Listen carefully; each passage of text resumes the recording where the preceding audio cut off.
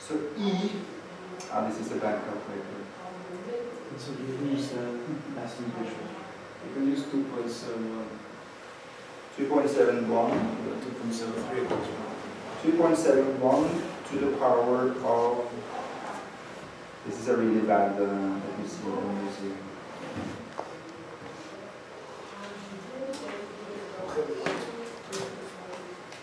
Okay, so 2.71 to the power of P, which is 1. And how many bits should we choose? 200 bits? Yeah. So we choose 1 over n times n. So this is just 1. So we have e to the power of 1 is just 2.7.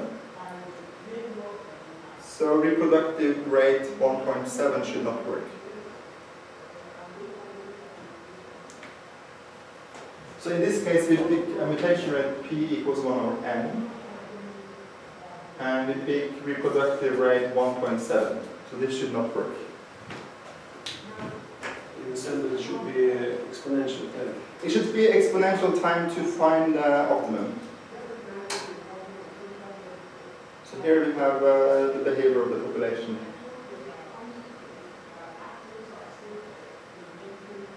Yeah, so usually I bet a bottle of wine, so people give me the optimal on the left or on the? The optimal is on the left, on the right. Yeah. Right. Yeah.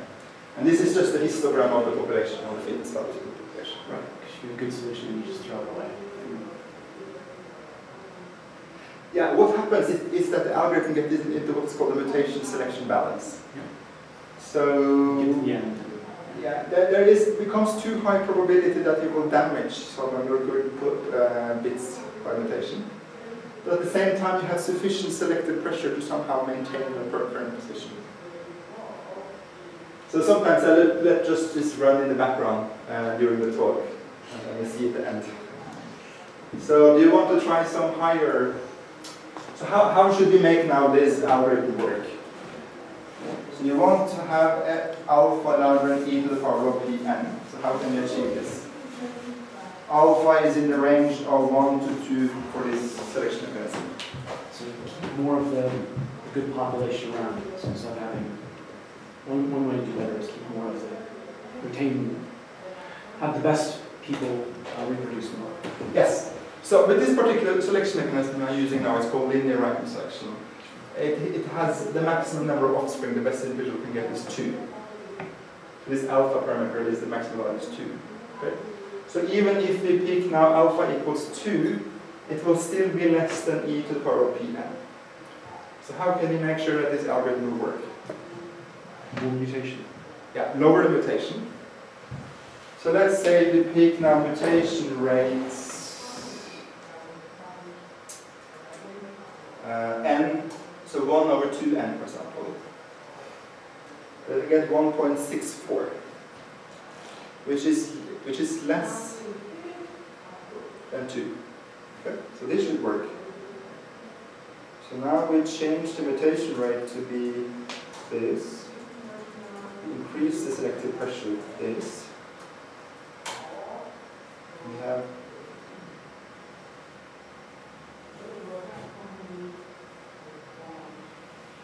it reaches the target. So, but here's the question. So, for example, why don't you just always set a very low mutation rate? Because then you lose an exponential time. So, then you always include numbers. Well, it depends on the How do you do that graph? It depends on the regularity of your search space. Your search space is just how as regular as you can get. Yeah, but that's right down. Yeah, it's not very clear that. No, but the way it's intuitively right. But that's the theory where you can tell us. Yeah, I mean, if you reduce the mutation rate too much, it's just going to slow down the process a lot. Let's just do that. Then we have a really low mutation rate.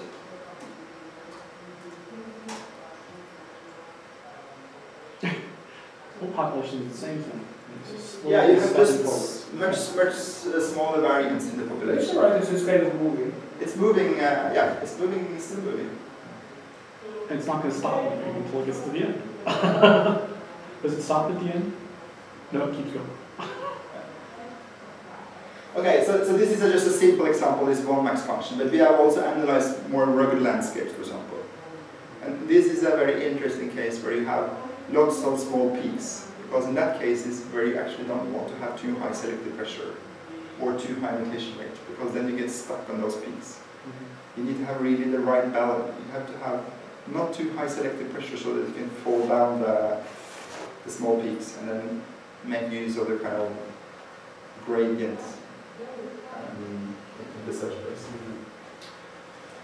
Okay, I've already taken quite a lot of your time now, so I can just quickly go to maybe some more interesting applications.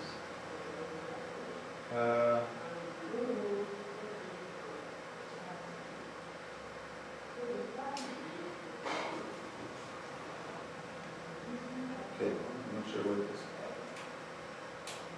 Here are some other functions. Okay. And there is always this phase transition. So this phase transition just depends on this reproductive rate, which you can calculate easily for many of these selections. For instance, so linear racking, fitness proportion selection, Newcombine lambda selection, and so on. Okay, so what we're interested in now, what we've done now is to kind of make some changes to the mutation rate and the selection pressure. But what is also interesting is to maybe, let's try to restrain the amount of information you get from the environment. Maybe by adding some noise or doing something so the algorithm doesn't know which one are good individuals. So, now I'm going to consider one particular selection mechanism, which is called binary tournament. So basically you pick two individuals and they kind of fight with each other and the best one wins. So you have some cases like this in nature. So the selection mechanism works like this. You pick two individuals uniform at random and then you let the best one win. Then you apply mutation and then you get your offspring. This is how this D operator works.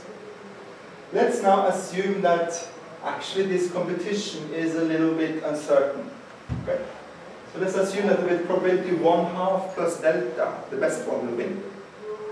So this will model many different scenarios. Maybe you have lots of noise, or maybe this competition between these two individuals only looked at a few aspects of the individuals. It doesn't completely evaluate individuals. So we can now do the same thing as before, but now it's a little bit more interesting example. What is the probability now that you pick an individual at a higher level? Okay.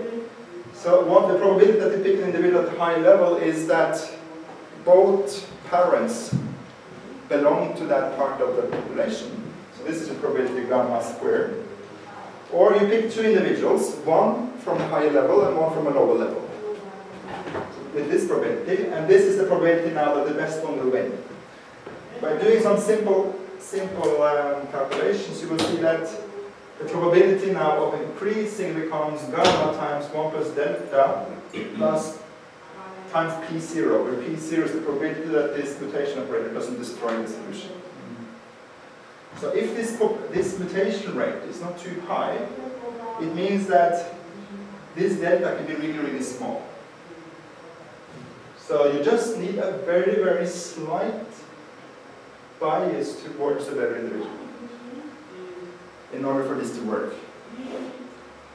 So one example is what we call partial evaluation. So here is this previous example. We have the one max function. We want to count the number of 1 bits.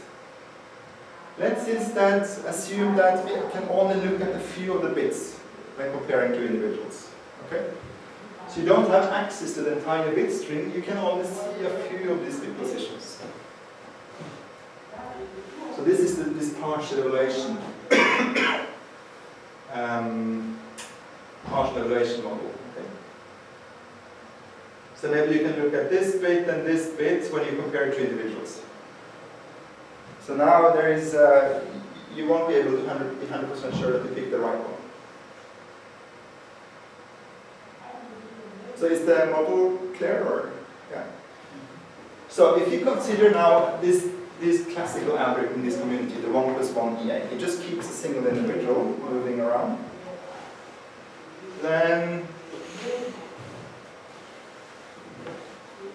then if you can see any constant fraction of the bit positions, you can see 99.99% of the bit position, still this algorithm has exponential runtime. So if there is just a very, very small chance that one bit won't be evaluated, this algorithm will fail. So what do you think will happen for the population-based algorithm? What percentage of the bit positions do you need to see in order for the algorithm to work? Something related to mutation rate. Yes, it is related to mutation rate. Yes. 1 for a low mutation rate. So 1% of the bits. Sure, for a low mutation rate. Yes, it is true. Actually, it's even for lower than that. Yeah. So even if you can see only each bit position with probability n to the power minus d, for some constant d. Okay, so it means that most of the time you don't see anything. Still, if your mutation rate is not too high, so it depends on this d, and you have a large enough population size, you will have polynomial runtime. So the algorithm is able, or evolution is able to work only with very, very little information if you have low mutation rates and large populations. And you can have a similar result if you, instead of looking at different bits, you just say, okay, now we just evaluate a few of the individuals in the population. Okay? So we have a selection model that works like this. So you pick 2 individuals, with probability R, you compare the individuals, and with probability 1 minus R, you just pick the first. And again, for very, very low values of R, so basically you just pick individuals uniformly at random, still you have polynomial runtime. Of course, you still need low mutation rates. You need low mutation rate and a very large population size. Of course, if you have a huge population size, you can do it in one step. Because you will have 200 bits on yeah. it's 2. Well, of course, yeah, the calculations are expensive. But yeah, this is including the valuation, so it's. And you can do similar with noisy functions. It's exactly the same type of calculation. So you have your observed fitness is the true fitness plus some normal distribution. Yeah. And then you can see, even with very, very high variance in this noise, you still get polynomial runtime. You can get. Yes, you can get polynomial runtime. So you need a population size that depends on the sigma. And I didn't write the mutation rate here, but this also has to be low. Yeah. But it's the same principle. You observe the fitness, which is some random variable with very high variance. But if you have a big enough population size, it will work. Okay, so just to conclude, I've talked about some methods we use to analyze these algorithms. So drift analysis is very well established. This level-based theorem is 1 month since it was published. Population drift is a little bit older.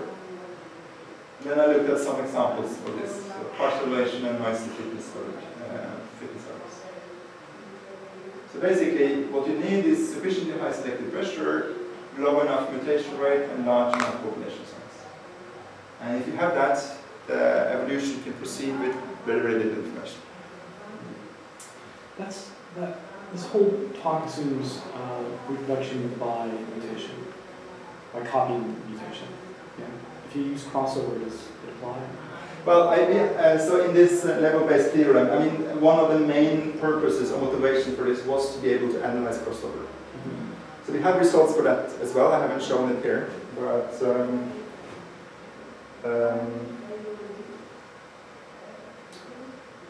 let's see. I can show you maybe some theorems.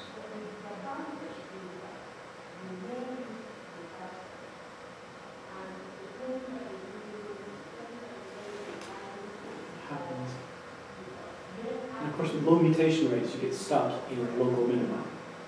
Max. Yeah, yeah. So, for example, there is a corollary to this level-based method. This is a corollary. So you consider now an algorithm where you first select two individuals, you apply crossover, then you apply mutation. And if this algorithm satisfies these conditions, Oh, yeah. you have this. Sorry.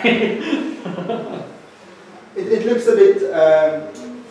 Maybe it looks a bit complicated, but I'm sure we can do that. it's basically what we need from crossover is that if we have an individual, if we have these levels, okay, levels like this.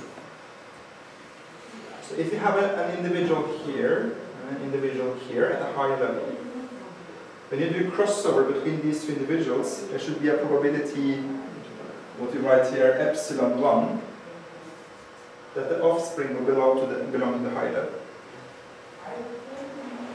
And if you have that, you can also analyze, which functions do we have here?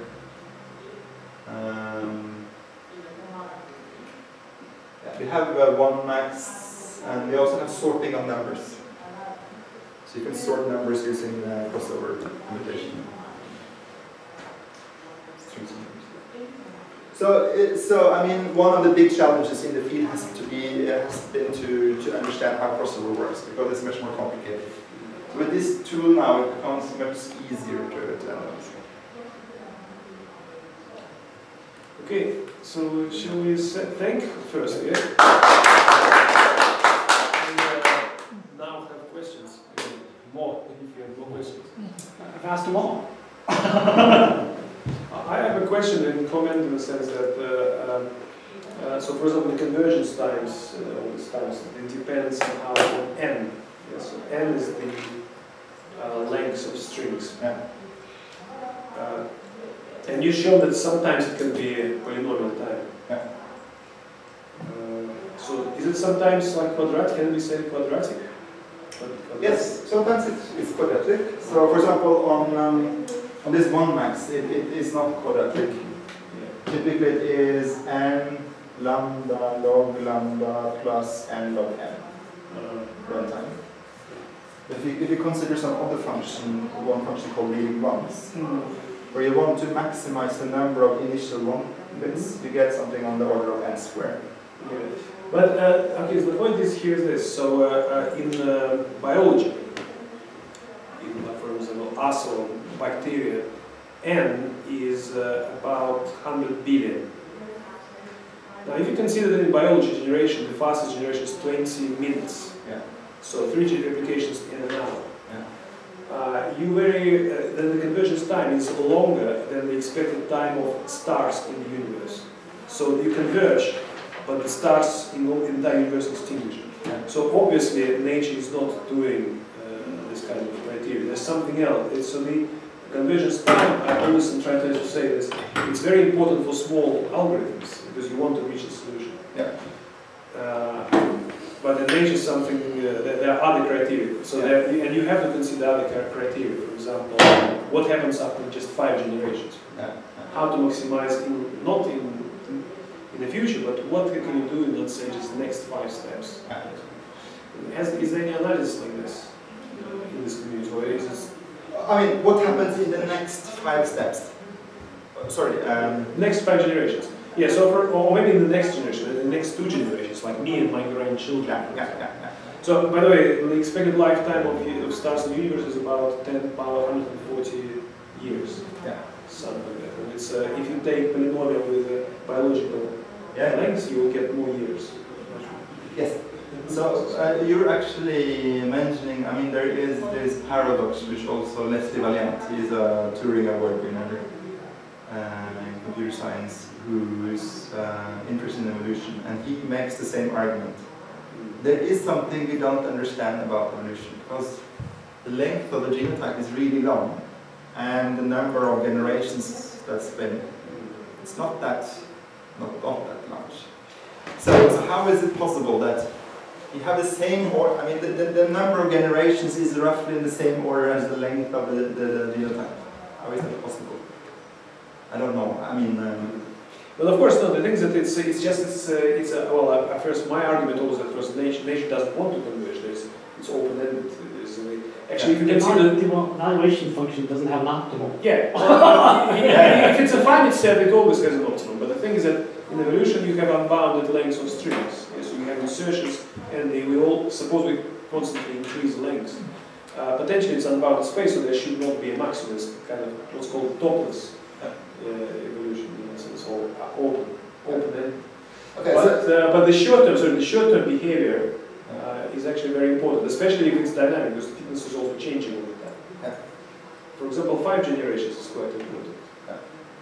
Yeah, so there is this paradox. How is it possible? I mean, if evolution is doing some kind of function optimization, which maybe it doesn't, maybe it does maybe some approximation, then it's still a paradox that it's possible to do so quickly.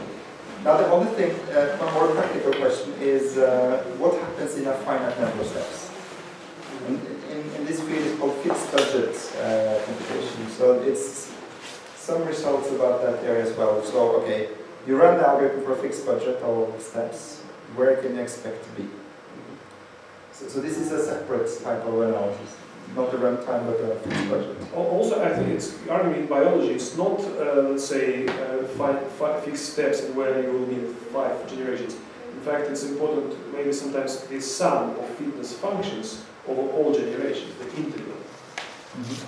Because how much it increases or yeah, for example, if fitness is actually reproduction rate is what biologists sometimes call fitness. The reproduction rate, so faster reproduction rate, fitter, or vice versa. And so in a sense, it's not how you reproduce in 100 generations in the future. It's you should reproduce a lot in all generations so that you take over potentially the whole niche, the whole niche or the whole environment. And so in that case, you try to maximize not, for example, long-term or short-term fitness, but actually expected fitness in all generations, so that would be like an integral one. And I wrote an article where I actually showed that there are different solutions depending on all these different criteria, because all these different criteria, of course, lead to different solutions. And it seems like the evolution computation, of course, the main focus is computational, and this is the runtime, which is obviously very important for the evolution. But it's interesting. So I understand in the sense, I think that it's both important, but I wonder if you had feedback from biologists regarding this runtime. What do they say about runtime?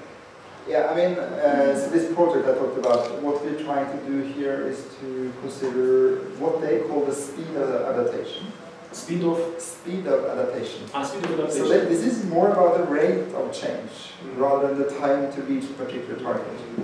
But these two quantities are somehow related, so I think they see some connection there. But there is no runtime in nature. I mean, this is just an adaptation process going over some time. So this question, what nature does after it's converged? It changes the evaluation function. Well, anyway.